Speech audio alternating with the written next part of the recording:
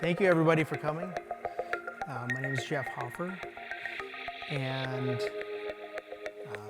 my talk is Decoupling Applications from Architecture. I gave a talk on this side last year, and there was literally like 10% of the people in the room that there is now, so thank you for all showing up. I really appreciate it. The lights are really bright, so I can't see anybody's face, which is probably a good thing. All right. So a little bit more about me. I've been professionally developing software for 20 years, and I recently joined a company called Bluebeam Incorporated as a software architect. Bluebeam makes software for the construction industry. It's used by architects, engineers, and contractors for the design, bid, and build phases of projects. You can find me on GitHub as Eudaimos. It's a word I made up, kind of. It was inspired by Aristotle's eudaimonia. And so Eudaimos is kind of one searching for excellence. The inspiration for my GitHub avatar is my son, Eric, who's here with my wife with me this week. So if you see us around, he's 9 now. Please say hi. So it's appropriate that I work in a software company for construction. I noticed that as human beings, we've been in the practice of building things for a long time. We've built some amazing things that have stood the test of time, beyond which most of us can even conceptualize the length of that time. And with software, we've come up with the single most malleable thing which we've ever had to build anything. And it's been pretty great. But still, there's something not quite right. When I worked in Santa Monica near 3rd Street Promenade, there was a lot of construction nearby all the time. And as we were walking our VP of engineering, my boss used to point out how quickly they could build these buildings versus how long it took us to deliver software.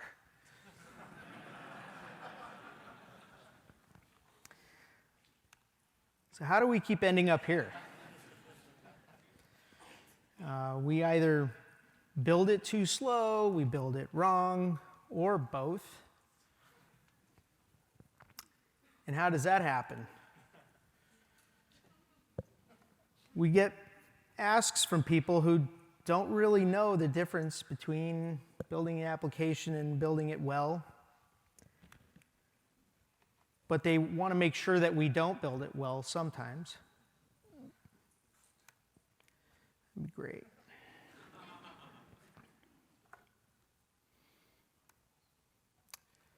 So we end up in this Kobayashi Maru scenario. And for the younger folks out there who haven't seen Star Trek II, the Kobayashi Maru is a scenario designed to be a no-win. It's there to determine how we will respond. And unfortunately, most of our responses are this.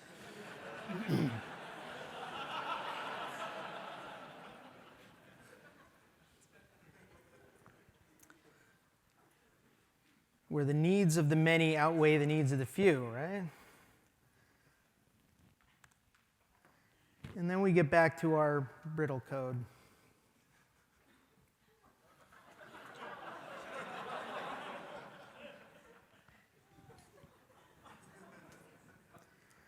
So what do I mean exactly by application versus architecture? So we should probably define this.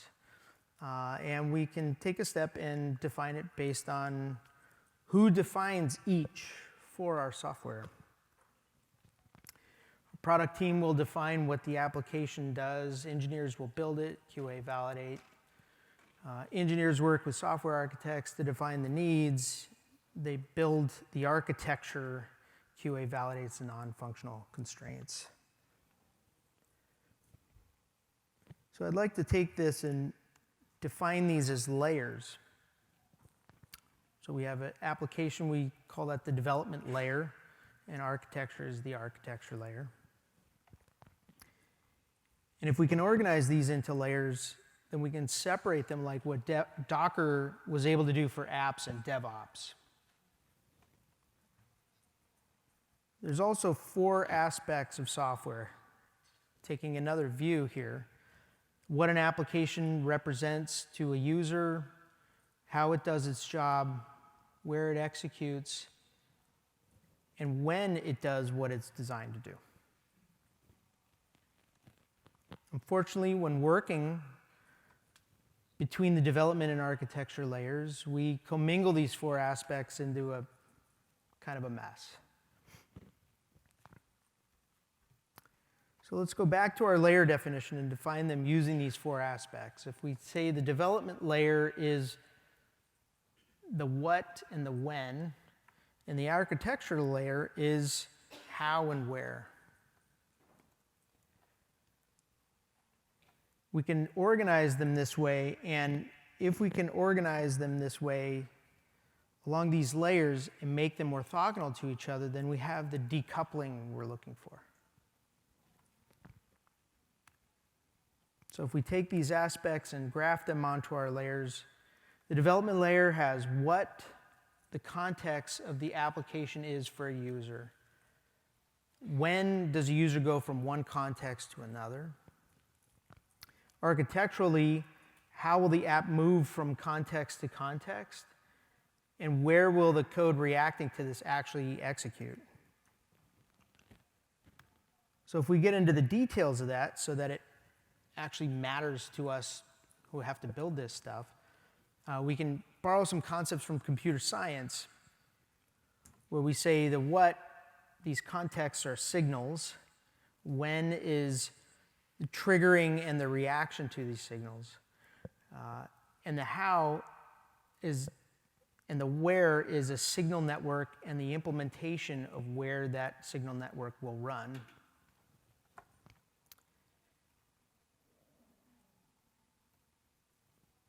So I want to introduce a few things for the demo first. There's RealWorld. If you haven't gone to realworld.io, it's fantastic. As a demo app, it's there to be beyond the standard to-do app. So it provides Conduit, which is a medium-like blog platform, and there's lots of projects that are integrating different front ends and different back ends, all basically doing the same functionality as this Conduit app. I also want to introduce Tau.js. This is the project I've been working on as a solution for this. It has a meta language for defining signals that end up in the code using trigrams. It provides interaction primitives to determine when to react to these signals.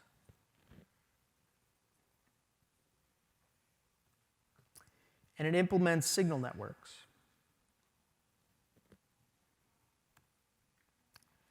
So a trigram, the library Tau, actually comes from term action orient.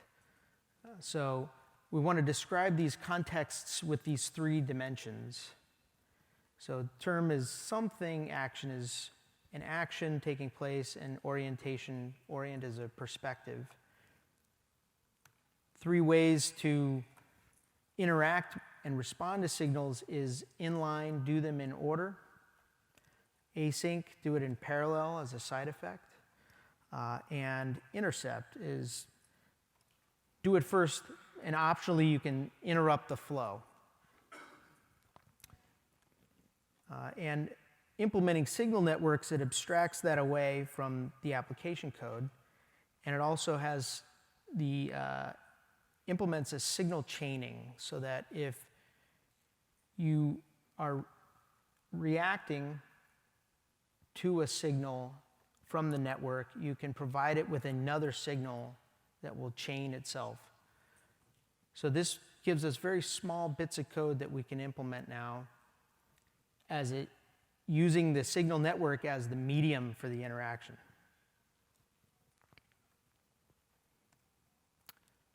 So taking this back to our notion of aspects to layers and now to Tau.js, what we're able to do with the development layer using Tau.js is the product and engineers collaborate to define these trigrams and then define the desired behaviors when these are signaled in the signal network. The engineers implement these behaviors in the code using these interaction primitives on the signal network. In the architectural layer, we allow the architect or whoever's implementing the architecture to choose the signal network and implement using that and decide where that signal network will run. So we've now abstracted away where the code has to run in order to interact and provide the development layer with what it needs. Quick note about trigrams versus an application context. So think of a trigram, it's a three-dimensional signal, also an event. You can subscribe to trigrams on the signal network, and it's like a class in OOP where an application context would be an object in OOP. And so it's a specific context, and so it combines this trigram with the actual data associated with the event that's happening, the signal. So when going through the real world conduit application, what we'll do first is define the terms. We have an app, user, article, comment. We'll define some actions, init, load, find, exit.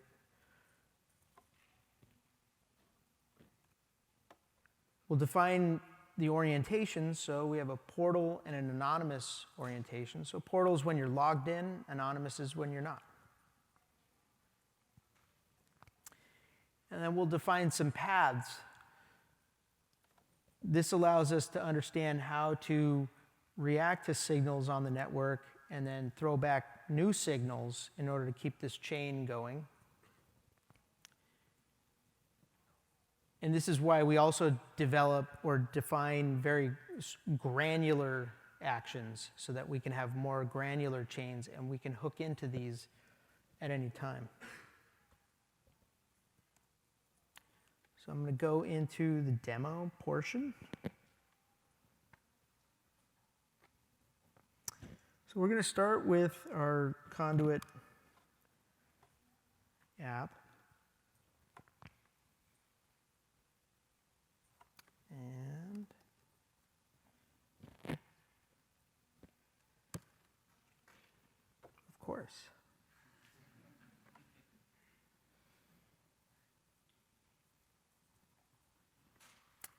okay. Oh, I understand why.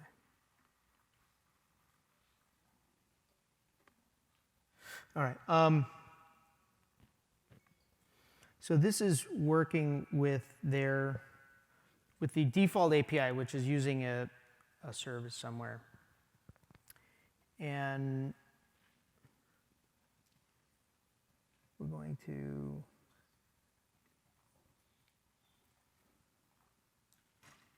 oops, wrong one. Sorry.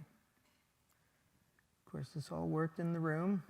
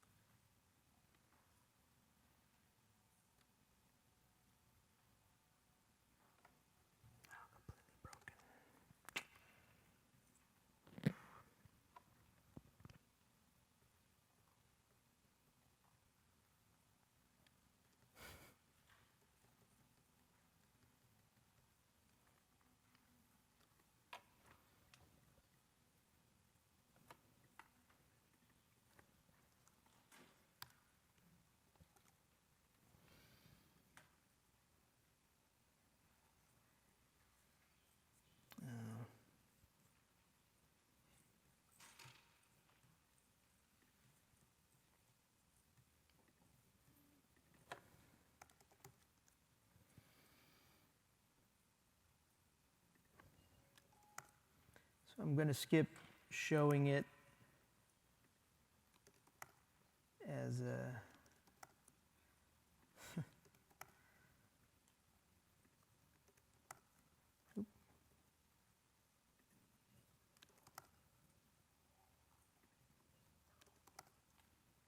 because it doesn't seem to want to behave with Redux. So it was a Redux React-based application. That still doesn't want to play nice.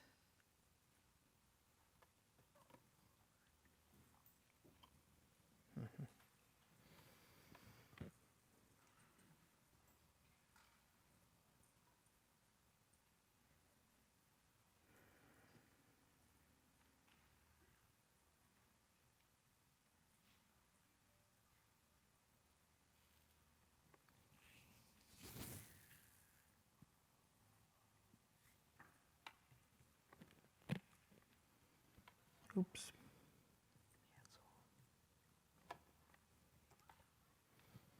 Very sorry for this.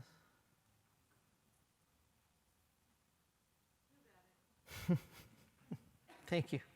I can't see who you are, but thank you. All right, let's just turn all of it on.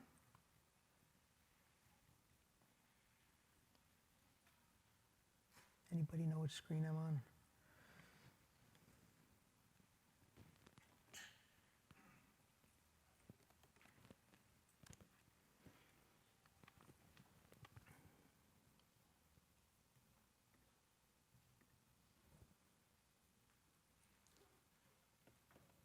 Can't imagine what changed.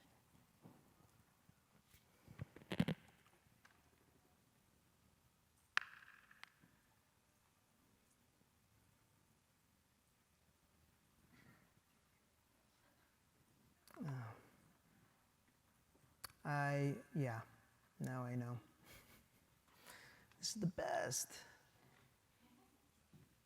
Okay.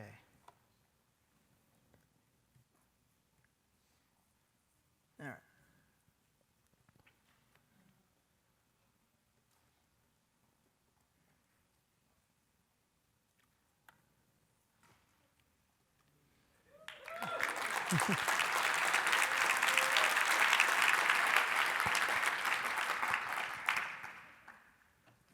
Getting the applause for code you didn't write.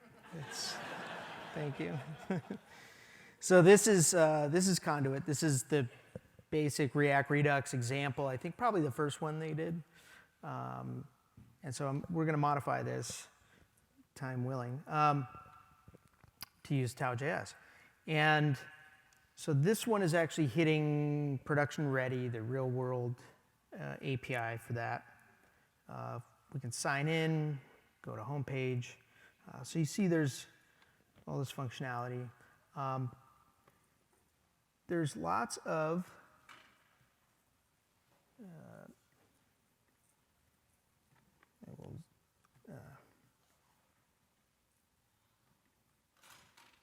forgot to. Yeah, it's I think better if I do like this. Is that easier?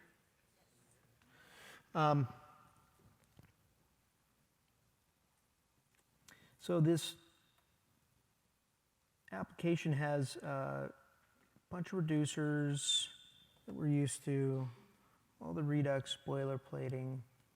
The components are React.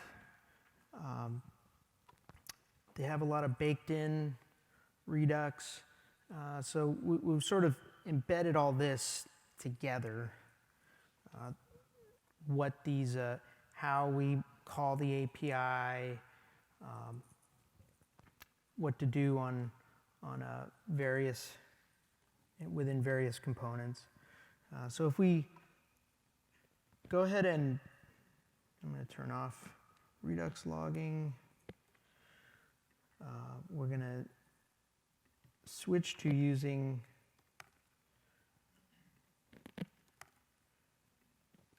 some alternative components.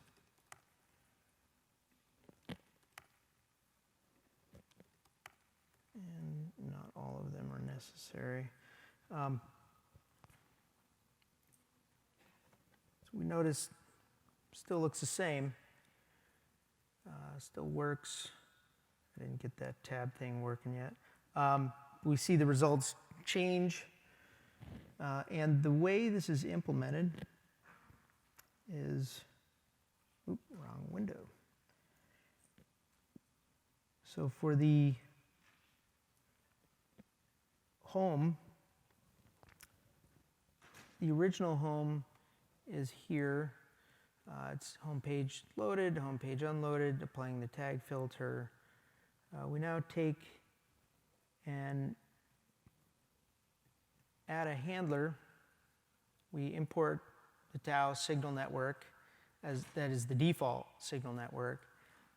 And in order to chain a signal into the network from a handler, we use this app context constructor to return that as a new signal to follow. And so when we receive the signal to enter home, we want to tell the application to view home.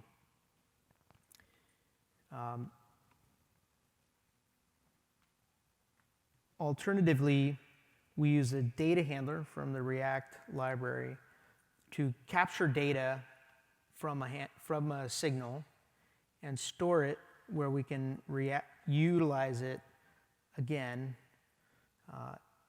in our render handler. And this, you provide it with a context to say any data handlers above, they create this context for me. I will now have these available to me in my handler that I use. It's a function as a child component. And so this will react when we reach the trigram of an application context that matches a trigram of home and view. And we actually don't care about the orientation. So it allows for wildcarding. So if you don't provide a term, it's a wildcard on that term, on that attribute of the trigram. And so when we render the home, we actually want to use our home component. This one's new. We pass down the token, the app name we get from the app data, which tabs are active, a tag, and then what to do if they click all or click on the feed. So this is just a standard React component. There's no logic or anything in here to interact with the signal network, and we can treat our components completely on their own. Makes them easier to test, easier to design using Storybook. And this works for many things. So this uses a main view, alt, which has these different components. And you notice that the interactions are, there we go.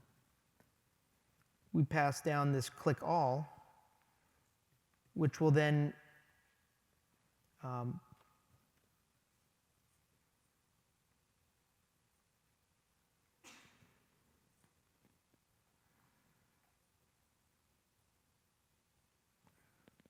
this will create a signal into the network. Actually, this is not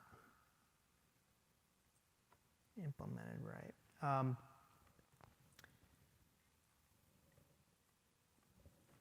So going in here and signing in,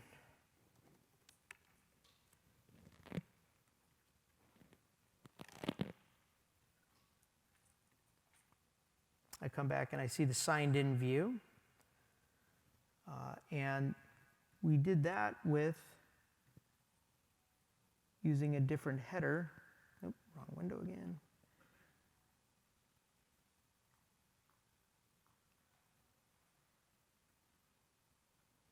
So we have our login component, which is saying if I'm trying to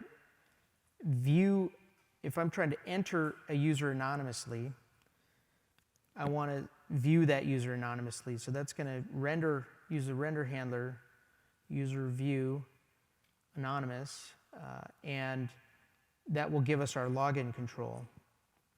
When we submit, it's going to generate a user find action anonymously. Because this is just working with what's already here, we have these handlers all defined around users. So we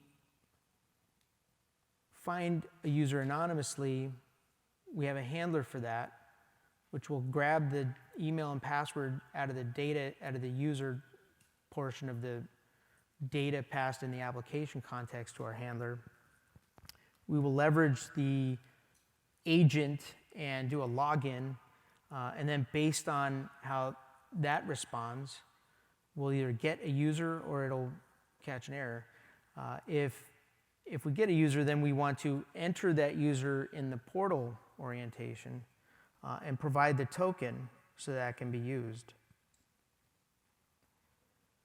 So what's nice about the ability to have these wildcard handlers, when we pass the token and we're in the portal orientation for any of our signals,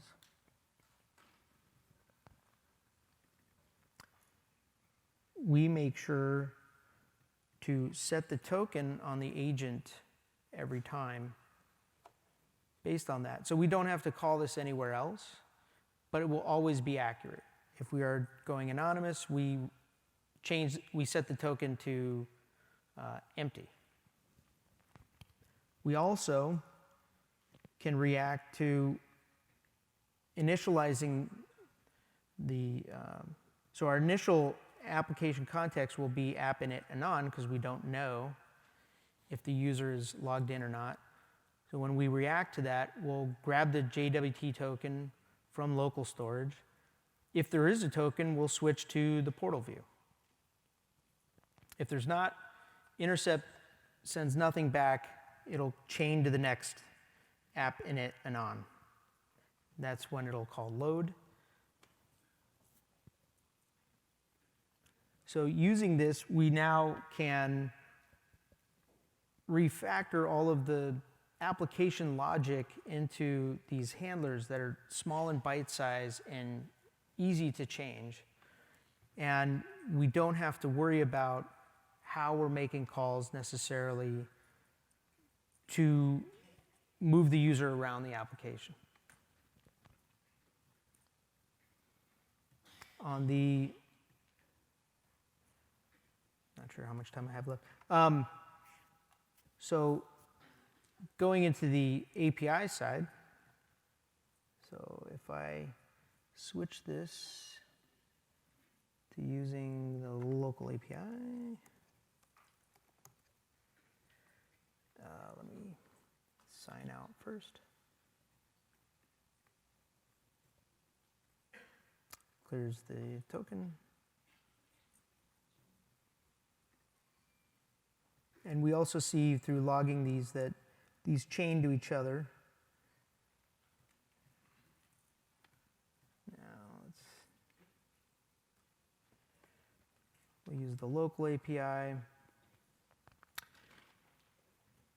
Now for this, with the same user, we convert these routes from the API.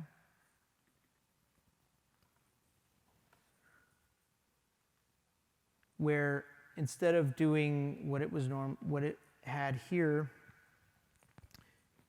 gets the user find by, it's going directly against Mongoose, we can instead create a transponder on our signal network. And what a transponder does is just provide us with a promise when we set the context that we can await. And we add some handlers to the transponder so that these will only be handled by the transponder and do perform this action and other handlers we've added to the signal network, they'll all be called, except for other transponders will not see the signal that I put into the network. So when we come in here, we want to get the user, and so this is when the user is coming back to the portal, or when the user's coming back to the portal, we want to be able to retrieve that user from the portal. So we will send the signal off to find the user in the portal. We pass what that user ID came in and what the token was.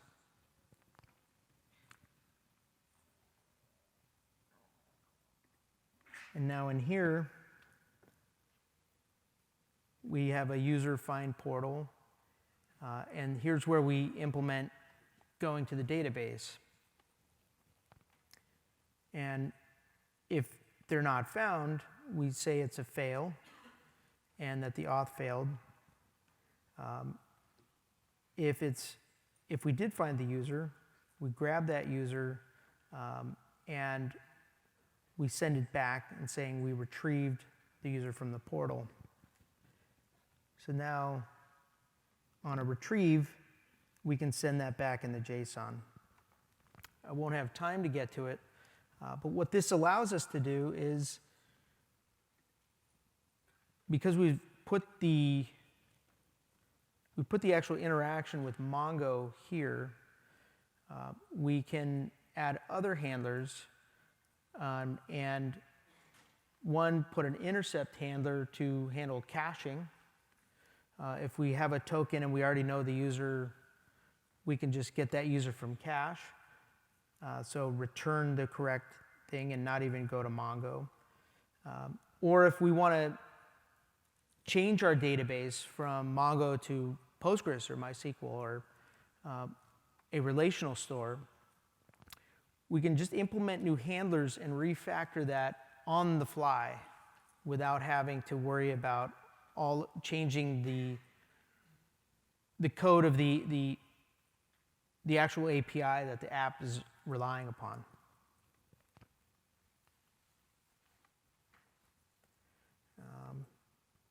Now, what I've shown is an example of how to do this directly inside of an app or an API, and then they're still using a REST API as an interface to talk to each other.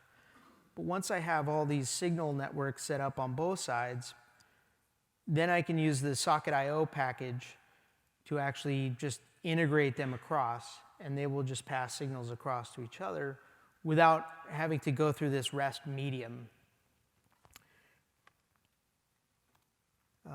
I really want to thank a few people. I want to thank the people at Thinkster.io for creating the RealWorld app. I will be developing this further and supplying it to anybody who wants to see. Oh, this is my display. JSConf for being able to have these Track B talks. I really appreciate the ability to come up here and share my work with everyone. And JS.org for hosting DNS for so many great projects. A few resources. The website for the project is taojs.org or tau.js.org. The GitHub repo is there. There are 6 packages published. Core utils, so you see the transponder came out of the utils package. You don't need it in the core package. And so the utils is for building extensions on signal networks.